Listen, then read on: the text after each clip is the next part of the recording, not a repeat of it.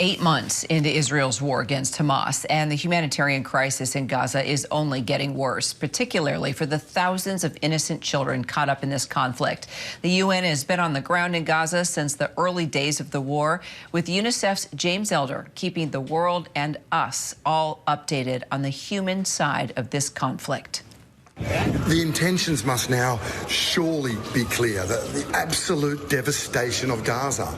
Indeed, it's already happened. Homes, hospitals, schools, universities, agriculture, the economy, devastated.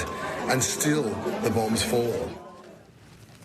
We were supposed to talk to James on Wednesday, but check out this Instagram post on why he couldn't make it. He was on a 13-hour mission, 8 of those hours held up at checkpoints, only to have his aid truck turned back around.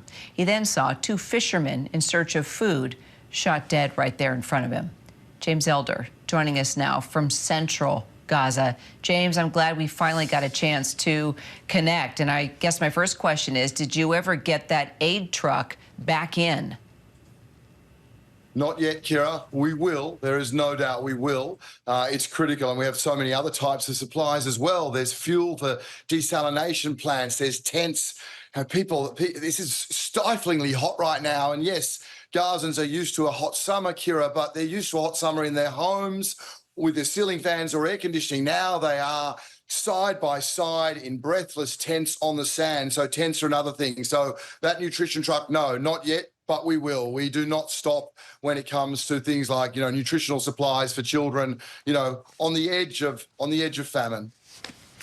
So describe to me what you have been seeing since we last talked. I mean, we talk about just the horrendous and horrific realities of what we're seeing every day, but is there any glimmer of hope? I mean, what are the moments that make you smile, if any? Because I know you deal with so many of these kids, and a lot of them don't even realize what's going on. They just want to be able to play outside and get something to eat when they can. Their innocence is extremely humbling.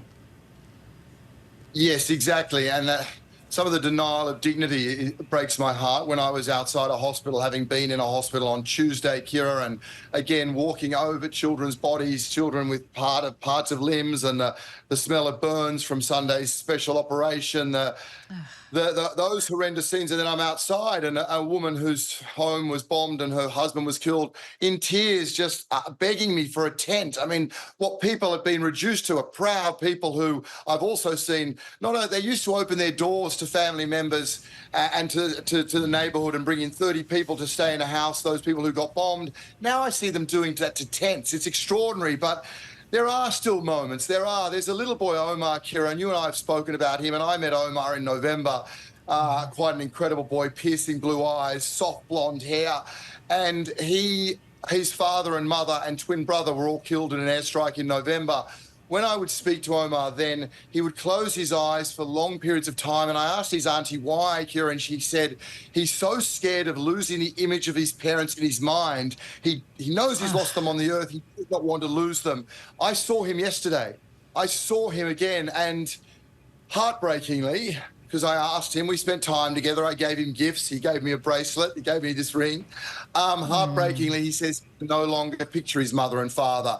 This is a boy trying to deal with his own trauma in his own way, because we're in uncharted territory. Now, some good news, his auntie takes him as one of her own. She says she loves him almost more than her own children, and that is an immense family, the way that they've done that. So he's in an okay position, but my goodness, okay is relative here. Boy, I don't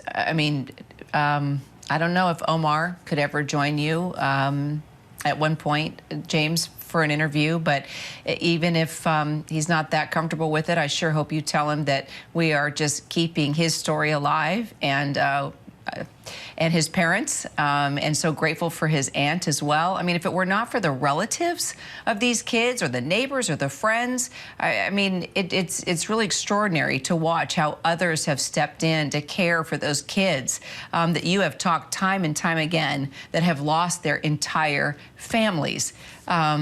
And then you've got this temporary aid pier that, yet again, it's not operable. The UN has paused its work over safety concerns. You have trucks that continued to be turned away. you know, I feel like it's so trite to ask you, you know, what do we do? How do we help? Are things ever going to get better? I really don't even know the proper follow-up, because on many days that we talk, James, I just wonder, you know, how do you create hope in this situation, if any? I mean, I know you're doing it with what you're doing, but we're talking about thousands and thousands of people that are just desperate for water, for any type of food, for shelter. No, completely, Kira. And there's a mix of hope. I mean, I've seen in the last 2 nights how psychologically that hope can be squashed. 2 nights ago, and this is 2 nights out of 250, 2 nights ago, at least where I am here, was absolutely sleepless. The bombardments were louder than anything I've heard. I thought I knew now what loud bombardments were. I knew nothing. This was like having pots and pans bashed next to my ear all night, and these were bombs, right? That means there's blasts, and a blast, it's why you see children with these wounds of war. A blast picks up bricks, it picks up wood, it hurtles everything. Last night, now having had a sleepless night, last night was drones. And it was like a lawnmower, Kira, next to your head all night. And that's just, so there's no sleep at all. There's no way. A pillow over your head, you don't sleep, much less in a tent. So that's 250 nights like that. But now I talk to families, there are still some absolutely who have that hope in Security Council resolutions, have that hope in a ceasefire. And then there are others, and I find this dismaying and heartbreaking, Kira, who I've had young people, and not an insignificant number, say to me in the last few days, they hope a missile hits their tent and this is all over. That speaks to me when those people who have the power over this ceasefire, they're so utterly disconnected to the suffering of the people here. James, I'm just so grateful not only for the work that you're doing and what UNICEF is doing, but that you come to us and give us interviews and updates on a regular basis. We really are so grateful for everything that you're doing. James Elder with UNICEF. James, thank you.